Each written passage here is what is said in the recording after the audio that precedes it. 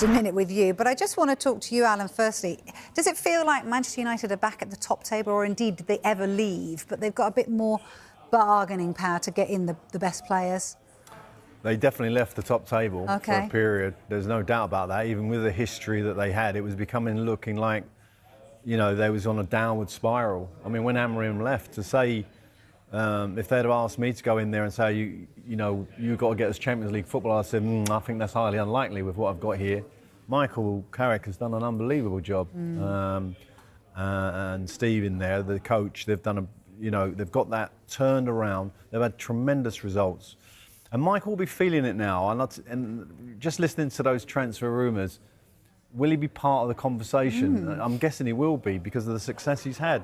If he hadn't had success, he might not have been part of those conversations. So if he's got gets his hands and paws on the decision, I would suggest you would look for somebody perhaps like himself, which would make sense. Yeah. Because that creative, cultural kind of player that he was, first touch, opening up the pitch, etc., will be massively important for United.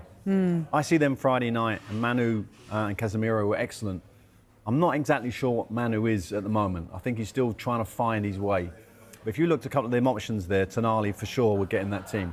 But he'd get in that team as a number 8. Anderson, I slightly disagree with the reporter there in that I think he's a 6. He's the top interceptor in the Premier League by some distance. He reads the game so well. He's brilliant for Spurs on Sunday. So, you know, they are the type of players that would fit that Man United model. With Casemiro going, there's an opportunity for somebody. I'm in the training ground. I'm just so really proud I am the same people. What he's done there. With the gaffer, with the staff, with my teammates. Whatever it is. Yeah, and that... Sorry, go on. If there was ever a question about Manchester United's pulling power, it was answered last summer. I mean, I'm obviously talking about Newcastle because I feel like I'm qualified to talk about it.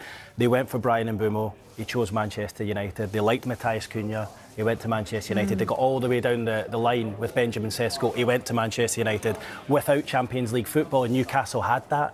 So they still do have that pulling power. So it's going to be really interesting to see what they do this summer when they potentially have Champions League football in the locker as well. And it's amazing to see all these players, young players, you know, who Manchester United might not have been we thought might not have been a huge thing for them as it came through the ranks. Clearly they are, and that is why they chose to go there last summer, and they're probably going to get Champions League football next season. Well, probably. It looks nailed on, doesn't it? Because the other teams don't seem to want it. With all the defeats that Liverpool and Chelsea are picking up, they look nailed on for third place, don't they, in Champions League? Man United are always going to be